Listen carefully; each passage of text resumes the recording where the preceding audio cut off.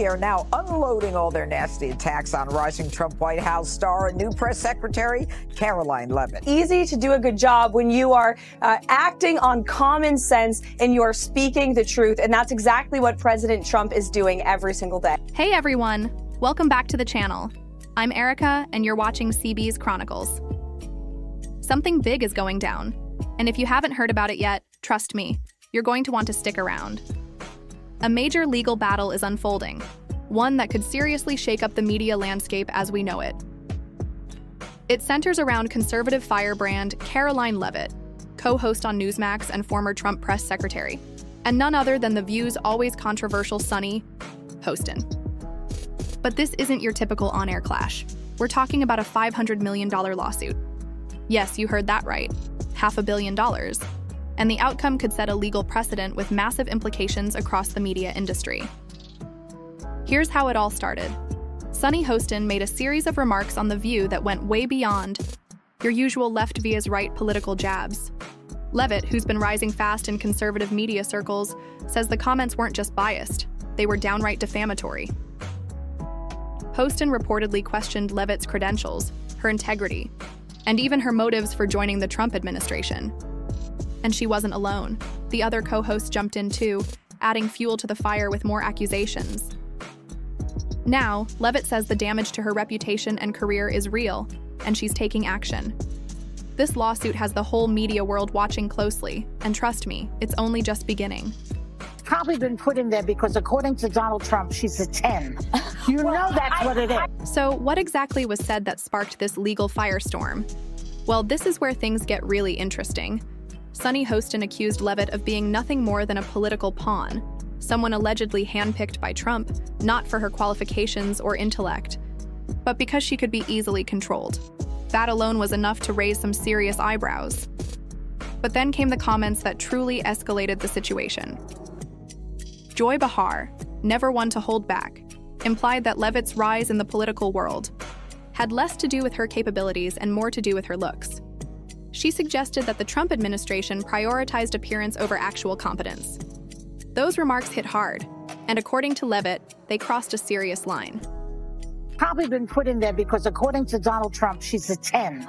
You know that's what it is. And just when you thought it couldn't get more heated, Whoopi Goldberg chimed in, offering a completely different take. She argued that Levitt's success wasn't about looks or manipulation at all, but rather a product of modern diversity initiatives and efforts to elevate women in politics. The result? A whirlwind of conflicting accusations that left viewers scratching their heads. Was Levitt supposedly benefiting from privilege or from progressive policies? The contradictions were glaring, but by that point, the damage was already done.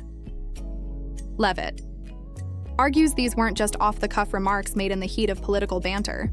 She says they were deliberate, reckless, and according to her lawsuit, completely false.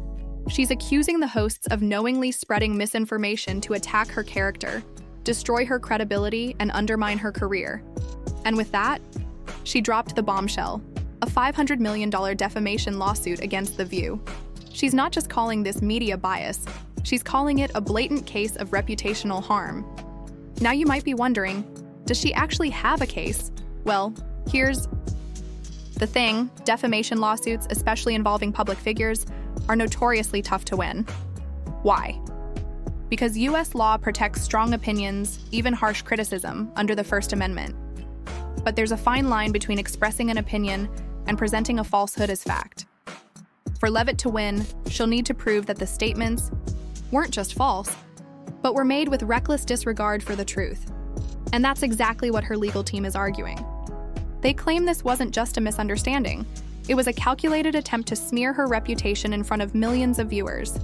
But here's where things go from serious to game-changing. If Levitt wins, the consequences for media outlets could be massive. A $500 million payout would be devastating for ABC. But the real impact? The precedent it could set. Could this case force networks to dial back their commentary? Would hosts now have to think twice before speaking their minds? Could this shift the entire balance of power in holding media figures accountable? These are the questions people are now asking as this case moves forward. And the political reactions, swift and intense. Conservatives are rallying behind Levitt, calling this a long overdue pushback against a media landscape they say unfairly targets right-leaning voices. To them, shows like The View have operated with impunity for too long, able to mock, belittle, and accuse conservatives without consequence. They see this lawsuit as a wake-up call, a sign that the era of unchecked media smears might finally be ending. But critics of the lawsuit are sounding the alarm, worried about what this could mean for free speech. They argue that public figures, especially those in politics, should expect criticism. That lawsuits like this could have a chilling effect on open political debate. Would journalists and commentators start self-censoring for fear of being sued? Could this stifle meaningful discourse at a time when honest conversations are more important than ever? It's a legitimate concern, and one that makes this case even more high stakes. But here's something worth thinking about. This lawsuit isn't an isolated incident. It's part of a bigger trend, a growing backlash against media narratives that some feel have crossed the line. We've seen it before, high-profile figures taking major legal action against news organizations. Some walk away with massive settlements. Others face uphill battles trying to prove defamation. The question now is, will Levitt's case follow that path? Or will The View successfully defend itself under the shield of free speech laws?